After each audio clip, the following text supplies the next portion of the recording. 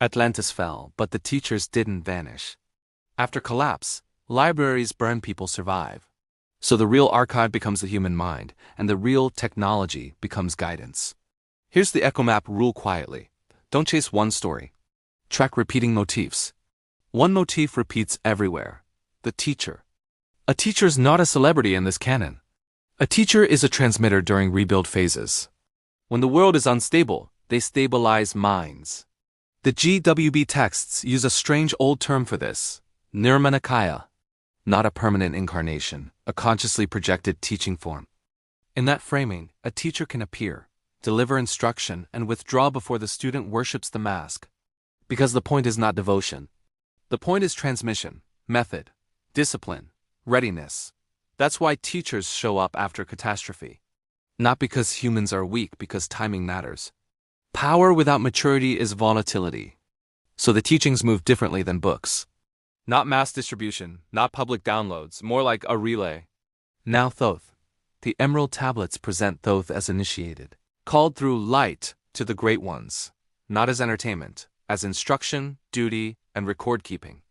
And then the line that matters, face to face with the dweller at the portal. In our canon, that means threshold contact. You don't meet the system unless you pass tests. So Thoth becomes a model. The teacher is trained first, then sent back into a broken world. That's why Egypt feels like remembering, not inventing. It doesn't begin from zero. It reorganizes fragments into institutions, priesthoods, temples, symbols, schools. And symbols matter because symbols survive collapse. A language can die overnight. A library can burn in an hour. But a symbol can outlive empires. Next, Tesla. The GWB material frames Tesla as guided. Not lucky genius alone, more like coach toward a safer power path. Why would a teacher guide inventions? Because invention is power. And power spreads faster than wisdom. So guidance becomes a form of containment. Now Jesus. In the same books, Jesus is described in deep contemplation, meeting a teacher presence. The text uses that nirmanakaya style idea again.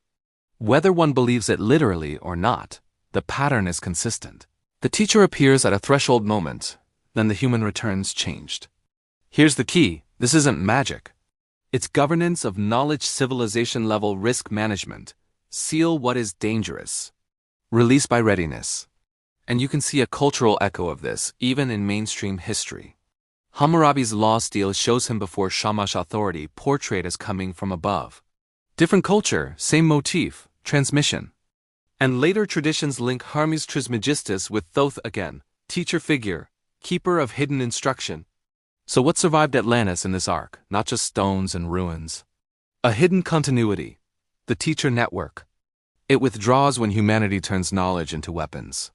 It returns when minds can hold it without collapsing. Next, Egypt's system, how priesthood turns fragments into a living school.